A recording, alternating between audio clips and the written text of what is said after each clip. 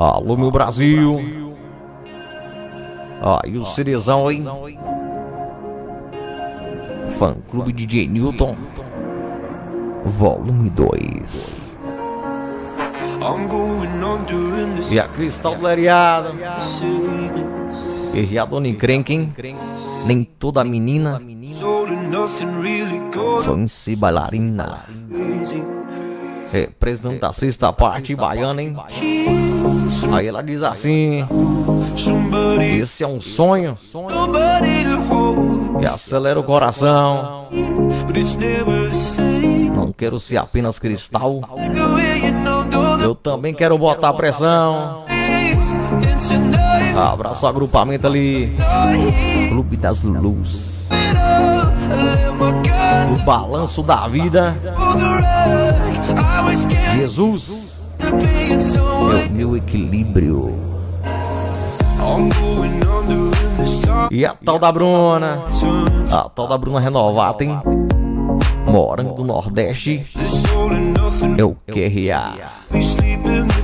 O sonho dela é botar pressão. Aprendeu desde cedo, hein? A gostar da profissão. Porque nem toda menina sonha em ser bailarina. Ninguém segura essa menina solta, hein? Então voa, menina. Um salve com certeza ali o Riado Chaveirinho, hein? O mascote do Clube das Lulus. E a Deza tá por aí, a Andressa, a menina que balança os 40 janelinhas, hein?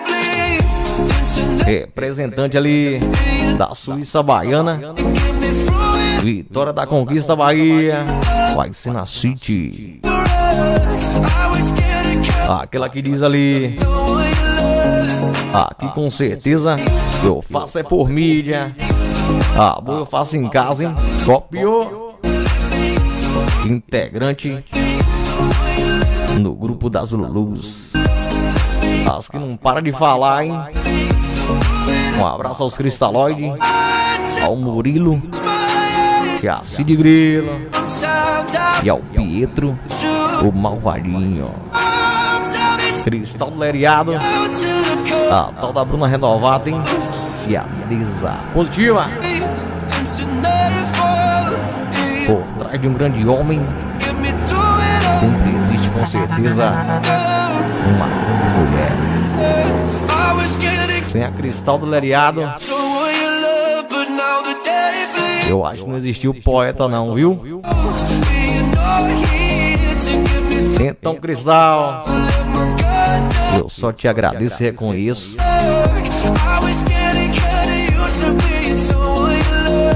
I love you. Positiva.